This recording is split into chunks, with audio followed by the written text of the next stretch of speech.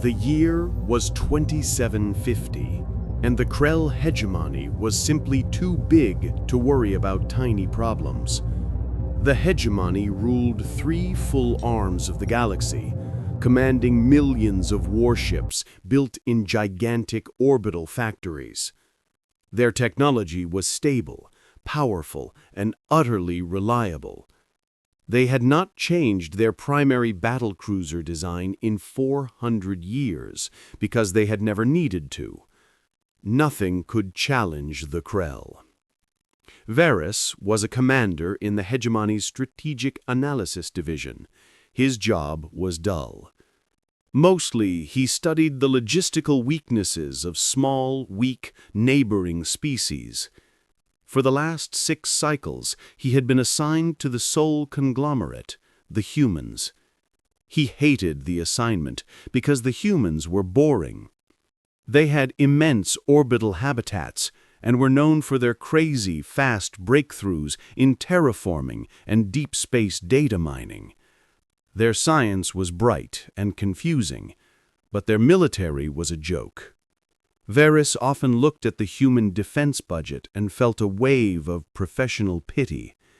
It was a fraction of what the Krell spent just on fuel for one regional fleet. The humans had a handful of armed vessels, mostly old-fashioned patrol ships that were decades behind Krell standards.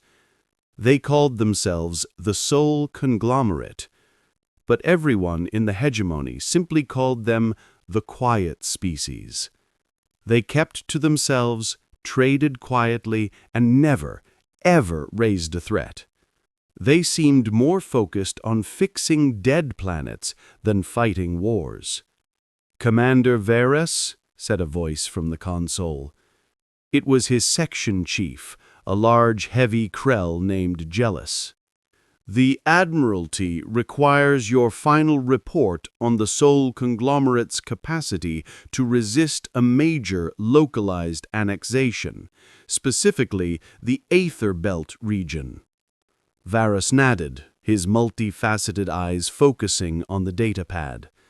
He had already written the conclusions 6 months ago, but he went through the motions again.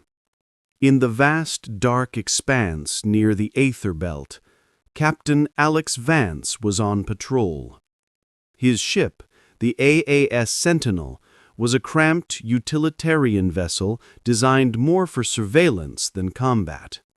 It was so slow the crew often joked that they could age faster than the ship could accelerate. Alex sat in the captain's chair, watching the readouts. He wore a simple gray flight suit, clean but well-worn. His job was tedious. It involved monitoring gravity fluctuations, keeping communication silence, and logging the constant minor incursions of Krell scout ships that drifted just outside the claimed border. "Captain," reported the comms officer, Lena, her voice low. "Krell Scout 674 has crossed the line, 5 meters. Alex sighed, rubbing his forehead. "Log it. Do not hail. Do not activate exterior lights. Follow Protocol Alpha 4. Protocol Alpha 4 was the human policy of aggressive silence. If a Krell ship crossed the line, the human vessel would simply hold position and allow the Krell to observe its boring, non-threatening state until the intruder got bored and left. This had happened hundreds of times. The Krell scouts often came close, ran advanced scans that the humans never tried to jam, and then zipped away, confirming the human vessels were indeed unarmed and non-aggressive. It was frustrating for the crew. They were all highly trained, but their orders were absolute. Never engage, never threaten, never show military interest. Alex knew the policy was strange, but he had faith in the architects back in the main sector. He had to. Back on the hegemony homeworld, Varys finalized his report. He included a chart showing that 90% of the human defense budget was categorized under orbital infrastructure maintenance and deep space resource management. They weren't building destroyers. They were building gigantic static dry docks and autonomous drilling rigs. Their military capacity is negligible, Varys typed. Their current fleet is outdated and poses zero threat to any hegemony-level operation.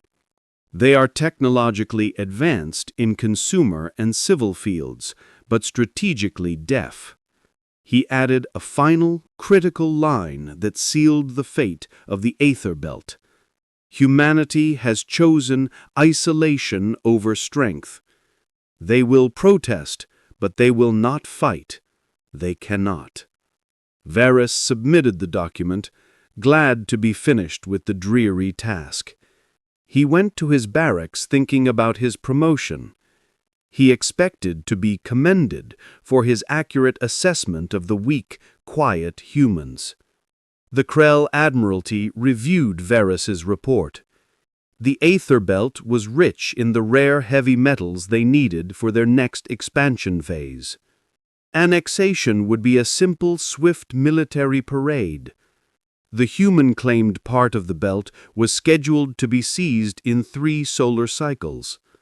They saw no need for further planning, simply ordering Admiral Thrax to deploy a decisive but not overly large fleet to secure the territory. The quiet humans were not worth their best ships. Admiral Thrax was not a thinker. He was a man of action, and he liked his victories to be loud. He stood on the bridge of the flagship, the Invincible, watching the jump light up the blackness.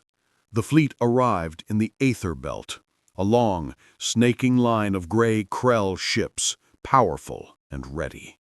They were here to take what they wanted, and the quiet humans were nothing more than a small, easily moved object in their path. "Report," Thrax growled, his voice deep and rough. "Admiral, we are in the claimed territory," the tactical officer responded. "We detect several human installations, mostly resource harvesters, and one small automated defense infrastructure node. No warships." Thrax sneered. "A node. They defend their borders with a metal box and a few robots. The weakness is clear." He looked at the massive screen, which showed a small angular structure anchored to an asteroid. It looked like a complicated antenna, not a fortress. "Destroy that node," Thrax ordered, pointing a heavy claw at the screen. "Use a light energy shot. We will teach them the cost of wasting our time with diplomatic claims." A cruiser, the Vigilance, broke away and fired a quick, sharp beam of green light. It took less than a second. The small human node exploded into a cloud of silent debris. There was no fire, only a flash, and then tiny pieces flying out into the void.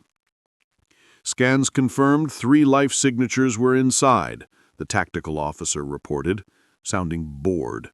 "Civilian engineers, Admiral, working on the node's power output."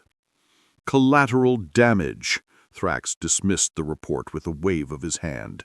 "Send a general hail to the Sol conglomerate. Tell them their claim is now ours. Inform them they have 3 hours to dispatch a small ceremonial fleet to acknowledge defeat, or we will begin seizing their orbital assets." Thrax settled into his command throne, ready for the next step. He expected shouting, perhaps a pathetic challenge from one of their old patrol ships, or maybe a long, pleading message from a human diplomat. He was ready to enjoy the surrender. Instead, the response was immediate and strangely unsettling. Not an hour later, a brief, clear signal was broadcast across all known diplomatic channels in the Krell hegemony, and across the Aether Belt. The message was audio only, delivered by a human female voice, cool and without a single tremor of fear or anger. It was Minister Grace Elias, the human diplomatic envoy. She said only 2 sentences. Aggression has been registered. The Sol conglomerate will now initiate defensive operational status.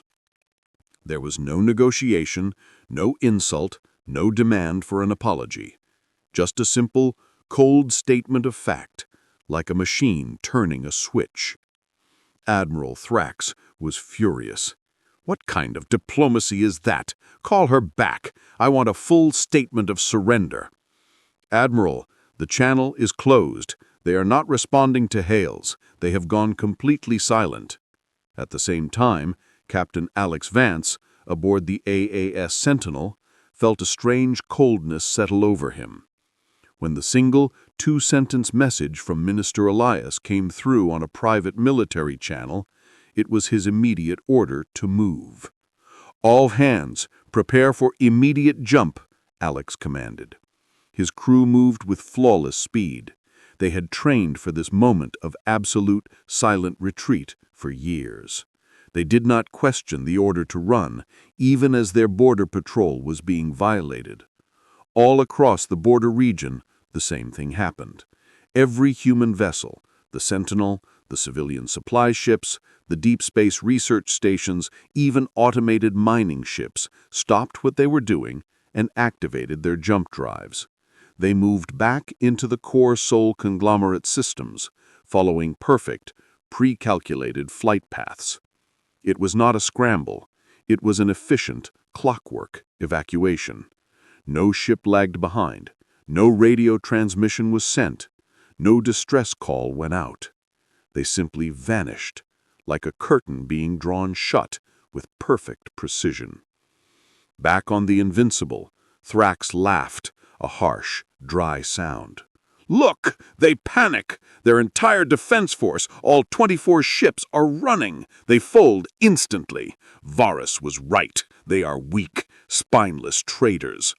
He ordered the fleet to push forward, confident that the path was now clear.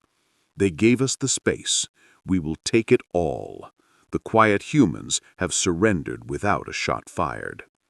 But as the Krell fleet began its slow, heavy advance toward the core systems of the Sol conglomerate, they did not notice that the deep space they were entering was now empty.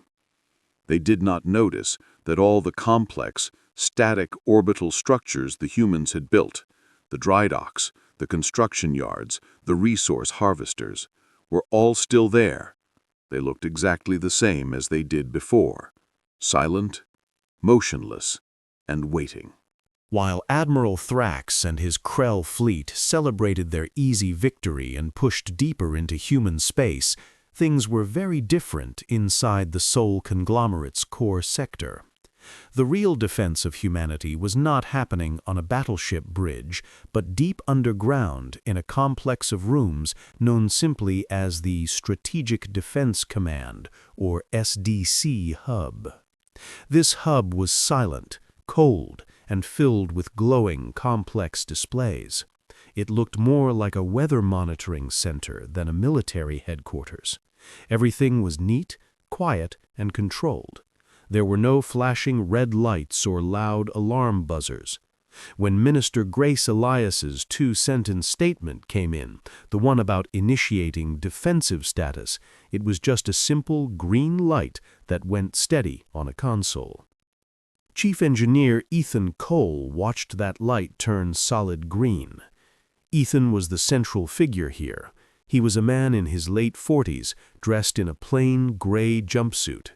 He didn't look like a war leader. He looked like a professor who had spent too much time indoors. But every single piece of human defensive technology was his design, his creation. He was the architect of the silence the Krell thought was fear. "Phase 1 initiation confirmed," Ethan said softly, his voice echoing a little in the large room. He didn't speak to anyone in particular, but his team of 10 technicians immediately began tapping sequences on their touchpads. A young woman named Diana, watching a sensor display, looked worried. "Ethan, the Krell fleet is deep inside the Aether Belt now. They are grouped tightly. If we wait longer, they'll be at Viridia." Ethan turned, walking over to a massive three-dimensional holographic map of the contested space. It didn't show ships, it showed a dense, hidden lattice of energy signatures. That's the point, Diana. They are exactly where we want them to be.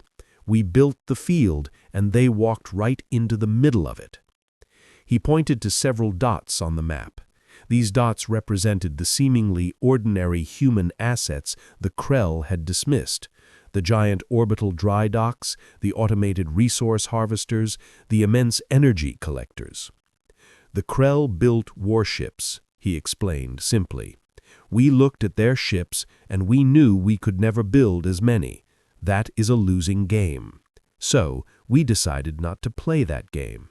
We spent our money on something better. He tapped one of the dots, which instantly flared a red on the display. This is Orbital Dry Dock 7. Thrax thinks it builds trading ships. It doesn't. It builds nothing but power generation cores. When the core is charged, this dock becomes a gravitic distortion platform, a machine that can create a localized field of crushing gravity or extreme shear force. He moved his finger to another large structure, a deep space refinery. This refinery processes metals, but it also houses and powers millions of kinetic launchers. It is not a refinery. It is a giant, automated machine gun that fires specialized tiny rounds at light speed. The true human defense doctrine was now clear. Humanity had turned its entire industrial and civil space infrastructure into one single, massive, integrated weapon system. The human territories were not defended by ships, but by the very space they occupied. The money the Krell saw going into infrastructure maintenance was the fuel and power for this trap. They were scanning for shipyards and naval bases. They never looked at the dry docks as weapons. They never looked at the harvesters as gun platforms. Diana understood the quiet horror of the plan. So the evacuation wasn't panic, it was simply clearing the area of all friendly personnel before the system activated. Correct. We had to remove all life from the kill zone. The system is designed to neutralize threats without a single human casualty, even for the crew operating the system. We fight from here, where we are safe, and we let the physics do the work. Ethan looked back at the main screen where the Krell fleet was shown pushing aggressively toward the center of the network. The Krell flagship, the Invincible, was now directly beneath the largest hidden defense structure. The clock is running, Ethan stated calmly. In 3 minutes, the Krell will cross the final operational line. All platforms are now fully charged and locked on to their assigned targets. The quiet part is over. Now we wait for the reaction. The room remained silent. 10 humans sat at 10 consoles watching the vast, overwhelming alien fleet move confidently toward its destruction. The silence was heavy now, not with fear, but with anticipation of the inevitable. Admiral Thrax was enjoying the silence. He was sure the human retreat meant victory was already won. He leaned forward in his throne on the bridge of the Invincible, watching the stars move closer. "They are pathetic," he announced to his officers. "Their quiet pride led them to this. They cannot fight a real war." A young Krell sensor operator suddenly shouted, a very unprofessional sound. "Admiral, energy spikes detected! Massive power surges from the orbital structures, the civilian dry docks and refineries. They are charging something huge." Thrax frowned, irritated by the noise. "Calm yourself, Lieutenant. They are trying to look strong. It is probably a final loud message. Ignore it. We are advancing." But the officer's panic was quickly spreading. Across the entire Krell fleet, systems began to scream, not with battle alarms, but with impossible internal warnings. On the Invincible's bridge, the floor shuddered and dust rained down from the ceiling panels. The gravity stabilizers failed for a horrifying second, throwing several crew members against the consoles before correcting. "What was that?" Thrax roared. "Admiral, unknown force. We are experiencing extreme, localized gravitic distortion, the tactical officer stammered, his claws shaking as he looked at the data. The fabric of space around us is warping. It's coming from orbital dry dock 7 and 9. The Krell's ships were designed to withstand heavy thermal and kinetic hits, but not impossible physics. Ethan Cole's gravitic distortion platforms, disguised as harmless dry docks, were now creating immense, crushing pressure fields. The fleet was caught in a field of invisible, overwhelming force. A heavy cruiser, the Triumphant, was less than a kilometer from the flagship. Suddenly, its metal hull groaned, not from an explosion, but from being twisted. Thick plating ripped open like wet paper. The ship was compressed from all sides, folding in on itself until it was a mangled scrap sphere. The change happened in absolute silence, without a beam, fire, or heat. Then the sphere of metal simply broke into pieces. Thrax could not understand it. Where were the shots? Where was the enemy? Before he could give another order, the second part of the human defense network activated. The massive, automated deep space refineries and harvesters, which the Krell scouts had carefully scanned and dismissed as non-military, unleashed their terrible payload. Millions of small needle-like rounds, no bigger than a finger, were fired from the hidden kinetic launchers.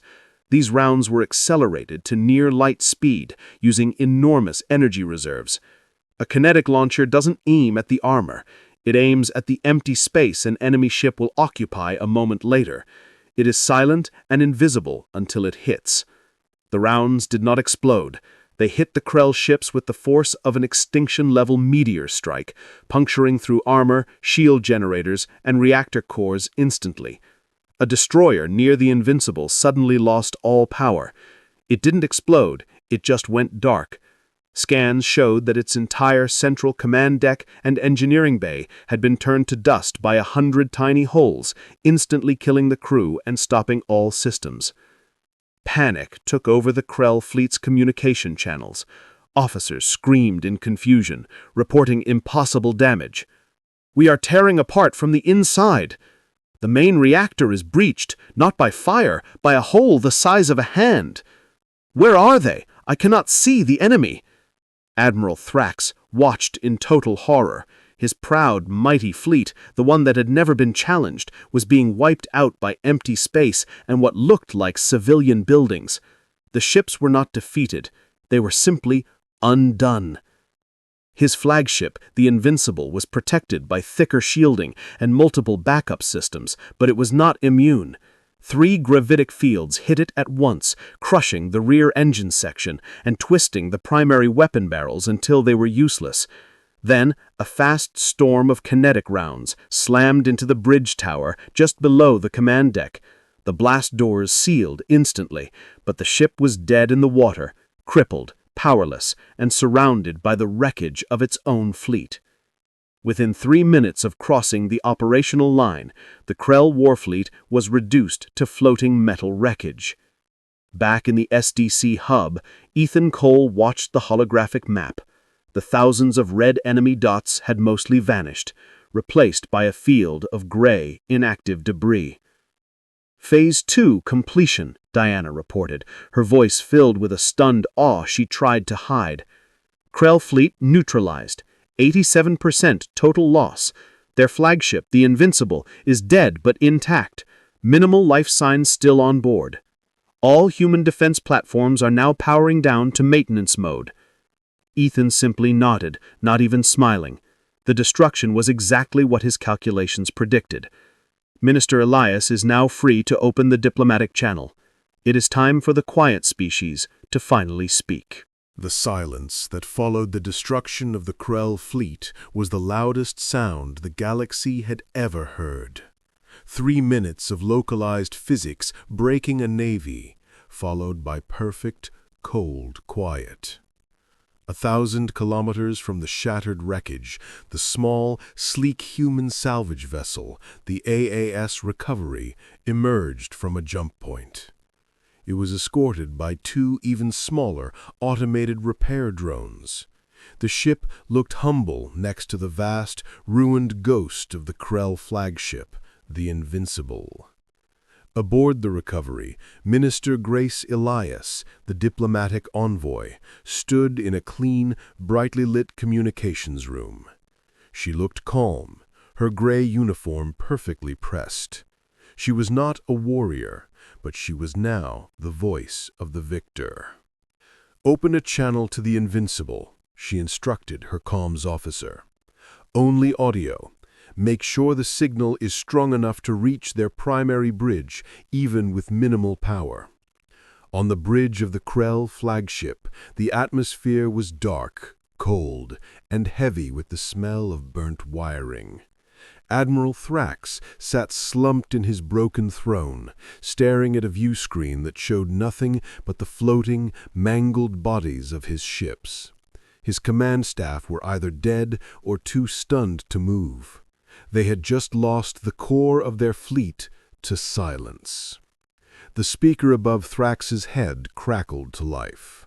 It was the calm, clear voice of Minister Elias.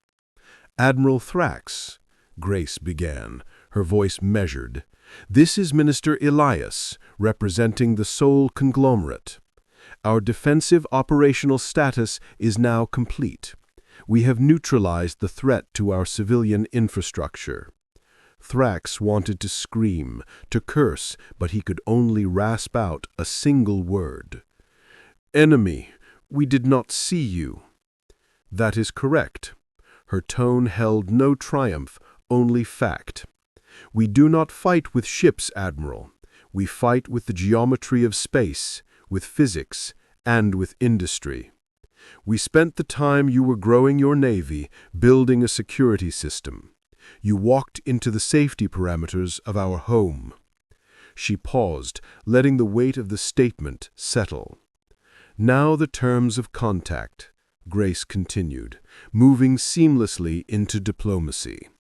"First, you will provide us with the codes to remotely disable the drive core of the Invincible. We are sending a small team to assist your remaining crew and prevent any further loss of life.